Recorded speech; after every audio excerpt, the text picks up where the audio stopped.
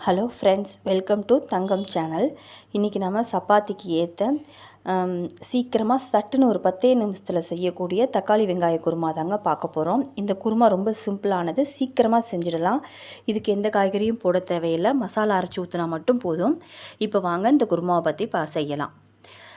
4 வெங்காயம், 2 தக்காளி நல்லா பொடிசாக நறுக்கிக்கலாங்க. மசாலா அரைக்கிறதுக்கு தேவையான பொருட்கள்: அரை மூடி தேங்காய், 5 பச்சை மிளகாய், ஒரு கைப்பிடி பொட்டுக்கடலை, பட்டை, கிராம்பு, ஏலக்காய், பெருஞ்சீரகம். தாளிக்க தேவையான பொருட்கள்: பிரியாணி இலை 2, அன்னாச்சி பூ, கருவேப்பிலை. இந்த குருமாக்கு இதை தாளித்தா போதுங்க, கடுகு உளுந்து போட தேவையில்லைங்க. இப்போ வாங்க பார்க்கலாம். இது ரொம்ப டேஸ்டியாக இருக்கும், சீக்கிரமாக சட்டுன்னு செஞ்சிடலாங்க இந்த குருமா.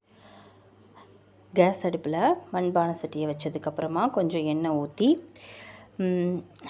பிரிஞ்சி இலை, அன்னாச்சிப்பூ, கருவேப்பிலை, வெங்காயம் இதெல்லாம் போட்டு நல்லா வதக்கணுங்க.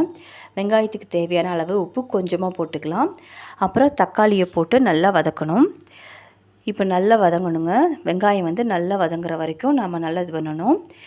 இப்போ வெங்காயம், தக்காளி எல்லாம் நல்லா வதங்கிடுச்சுங்க.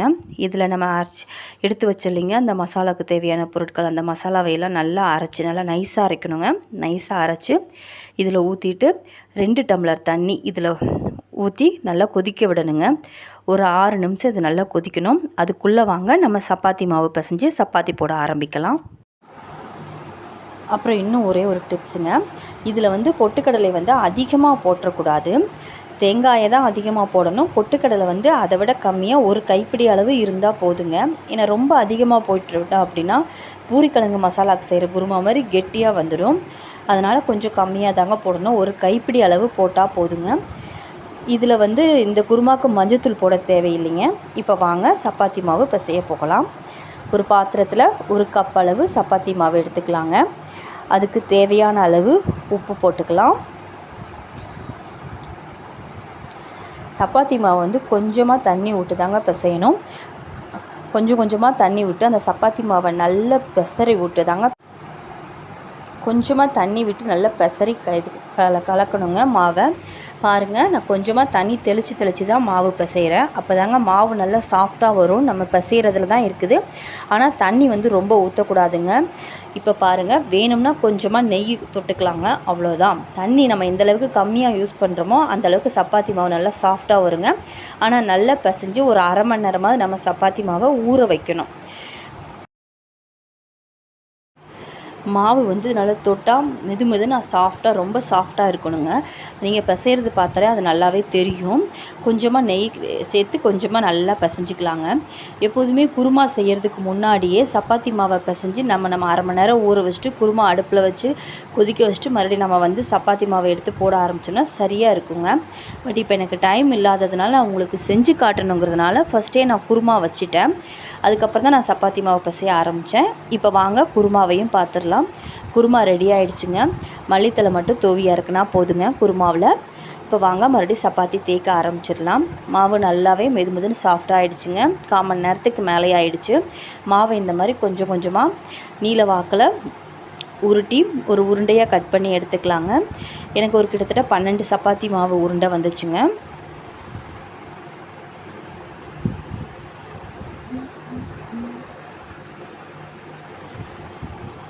நீங்கள் சப்பாத்தி தண்ணியே தெளிக்காமல் பிசைஞ்சிங்கன்னா தாங்க உங்களுக்கு இந்த மாதிரி சாஃப்டாக வரும்.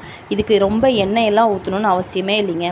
நான் 1 கப்பு மாவு எடுத்தேன்ல, அதில் 1 டம்ளர் தண்ணி, 1.25 டம்ளர் தண்ணி அந்தாங்க அளவு. அவ்வளோ தண்ணியை தெளித்து நீங்கள் பிசைஞ்சாலே போதுங்க.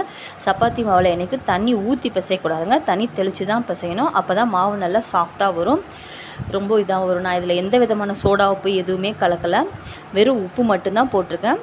நெய் கூட நான் உங்களுக்கு இஷ்டம் இருந்தால் போட்டுக்கலாம். நான் நெய் கூட கலக்கலை. பாருங்கள் சப்பாத்தி மாவு உருண்டையாக எடுத்து வச்சாச்சுங்க. இப்போ சப்பாத்தி தேய்க்க ஆரம்பிச்சிடலாம். பொதுவாக சப்பாத்தி உங்களுக்கு வீட்டில் லேட் ஆகும்னு உங்களுக்கு தோணுச்சுன்னா நீங்கள் சப்பாத்தி தேய்க்க ஆரம்பிக்கும் போதே அடுப்பில் தோசைக்கல்லை வச்சு தோசைக்கல் மைல்டாக சூடு பண்ணிகிட்டே இருந்தீங்கன்னு வச்சுக்கோங்க. சப்பாத்தி தேய்க்க அதில் போட்டு எடுத்து வச்சு அடுக்கிடலாங்க. நமக்கு வேலை சீக்கிரமாக முடிஞ்சிடும். நீங்கள் அங்கே அடுப்புக்கிட்ட நின்றே தேய்ச்சி எடுத்துடலாம். தேய்ச்சிட்டு இருக்கும்போதே சப்பாத்தியை போட்டு எடுத்துடலாம். பாருங்கள், சப்பாத்தி தயாராகிடுச்சு. நீங்கள் இப்போ சப்பாத்தியை பார்த்திங்கன்னா தெரியும், உங்களுக்கு லைட்டாக பபிள்ஸ் நடுவில் வர்றதெல்லாமே தெரியும். பாருங்கள், நான் சப்பாத்திக்கும் எதுவுமே எண்ணெய் எதுவுமே இப்போ அது மேலே தேய்க்க மாட்டேங்க. வேணும்னா மேலே லைட்டாக நெய் தடவிக்குவேன், அவ்வளோதான். இப்போ அந்த நெய் கூட தடவலை, நீங்களே பாருங்கள் லைட்டாக பபிள்ஸ் வரும்.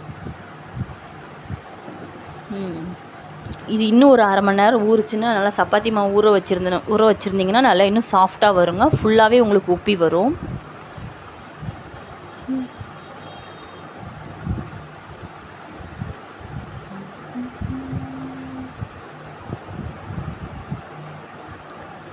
சப்பாத்தி போட்டு எடுத்தாச்சுங்க. குருமாவும் தயாராகிடுச்சு. குருமாவும் ஒரு 10 நிமிஷத்தில் ஈஸியாக செஞ்சிடலாங்க. இந்த குருமா சப்பாத்திக்கு நல்ல சைடிஷாக இருக்குங்க. நீங்கள் வீட்டில் செஞ்சு பாருங்கள். செஞ்சு பார்த்துட்டு கமெண்ட்ஸில் சொல்லுங்கள். என்னோடய வீடியோவுக்கு லைக் போடுங்க, சப்ஸ்கிரைப் பண்ணிவிடுங்க. எனக்கு இன்னும் நிறைய